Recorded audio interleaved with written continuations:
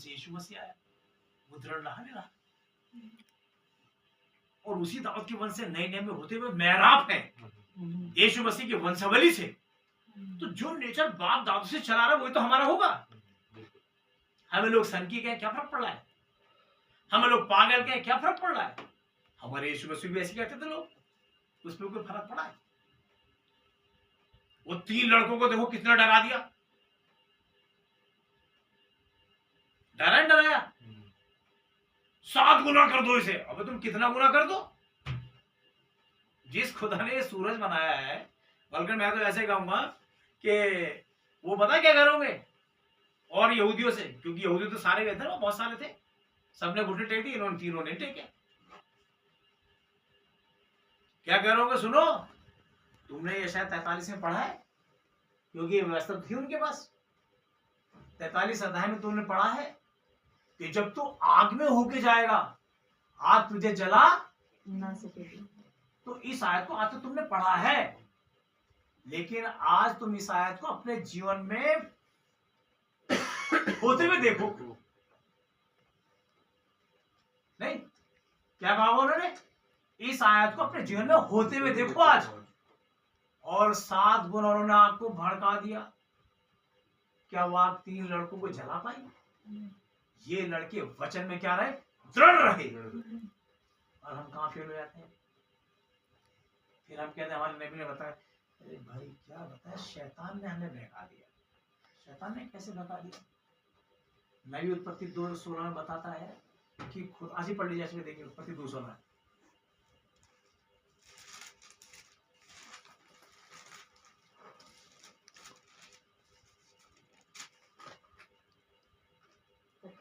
और यहोवा परमेश्वर ने आदम को यह आज्ञा दी। देखिए, आज्ञा मानने का फायदा बताता हूं आपको क्या होता है। नबी बताता है, बाइबल इस बात को बताती है कि आज्ञा मानने से इंसान अपने आप को परेशानी से बचा लेता है। क्या समझा भाई? ये प्रकाशन पादरी बताएगा कोई? वो ये तो कह सकता है कि हाँ हमें परमेश्वर आज्ञा को मानना चाहिए, लेकिन उसके पीछे ये नहीं बता सकता आज्ञा मानने से होता क्या है। ये तो प्रॉफिट ही बता सकता है। आज्ञा मानने से इंसान अपने आप को परेशानी से बचा लेता है। जैसे कि मान लीजिए ट्रैफिक का नियम है कि हेलमेट पहने, हेलमेट पहनेंगे तो सर किसका बचेगा? तो हम परेशानी से बच जाएंगे, नहीं बच जाएंगे? चालान से भी बचेंगे, वही परेशानी है नहीं, जेब में पैसे है नहीं। मुझे साथ मेरे साथ ऐसे ही होता है। मैं तो अपनी जेब में 1 रुपया नहीं रखता। उस दिन लोगों 2 टी-शर्ट लिए, वो भैया हमने कहा तुम पैसे देंगे बाद में, चलो 2 आ सकता है। और 17वां वचन, पर भले या बुरे के ज्ञान का जो वृक्ष है उसका फल तू कभी ना खाना, क्योंकि जिस दिन तू उसका फल खाएगा उसी दिन अवश्य मर जाएगा। तो आदम मर गया था क्या उस दिन? लेकिन हकीकत में आदम उसी दिन मर गया। क्यों मर गया? क्योंकि पतरस की पत्री में लिखा परमेश्वर क्या एक दिन 1000 वर्ष के बराबर है, और 1000 वर्ष की उम्र बाइबल के अंदर किसी की है नहीं। और हम जो यहाँ से रैप्चर में जाएंगे, हम कितने साल रहेंगे? ये 1000 साल वहां पूरे होंगे, क्योंकि आदम 1000 साल जी नहीं पाया।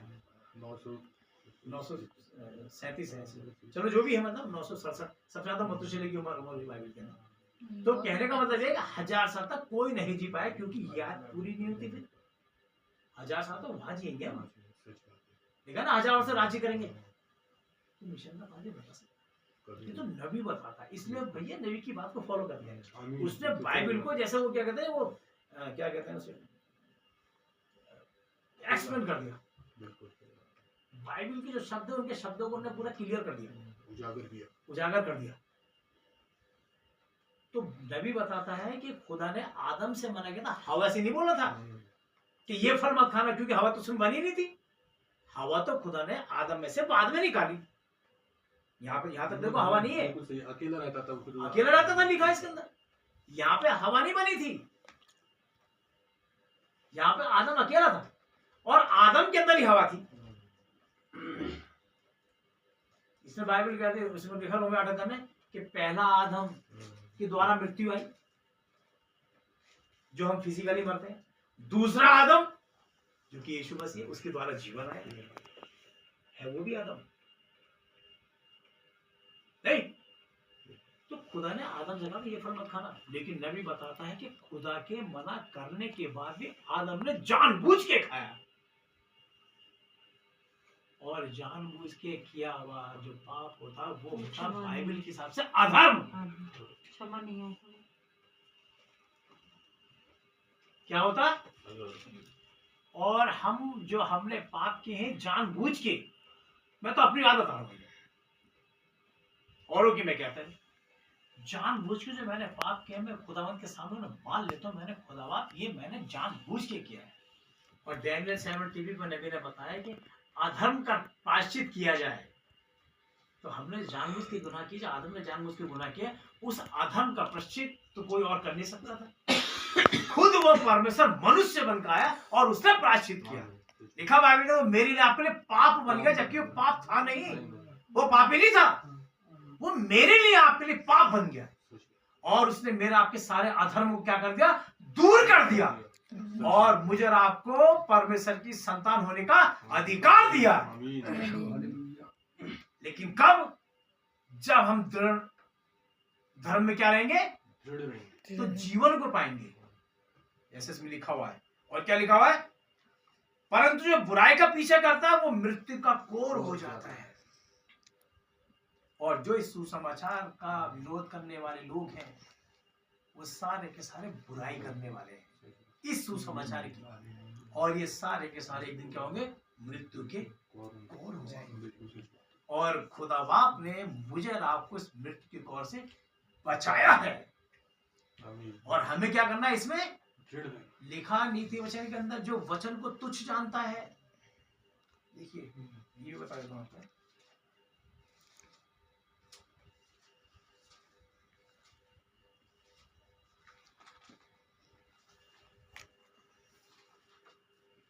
हाँ देखिए 13 अध्याय में, 13 अध्याय 13, जो वचन को तुच्छ जानता वो नाश हो जाता है, परंतु आज्ञा के डरवैयों को अच्छा फल मिलता है।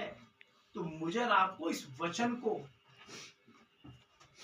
बाइबल है सिंगुलर नंबर, वचन है सिंगुलर नंबर, वचनों को नहीं लिखा हुआ, इस वचन को, यानी कि यीशु मसीह को वचन देधारी हुआ, जो इस वचन को तुच्छ जानता है। अब तुच्छ कैसे जानता? वचन यीशु मसीह है, और हम लोगों से कहते हैं यीशु मसीह के नाम से बपतिस्मा। नहीं,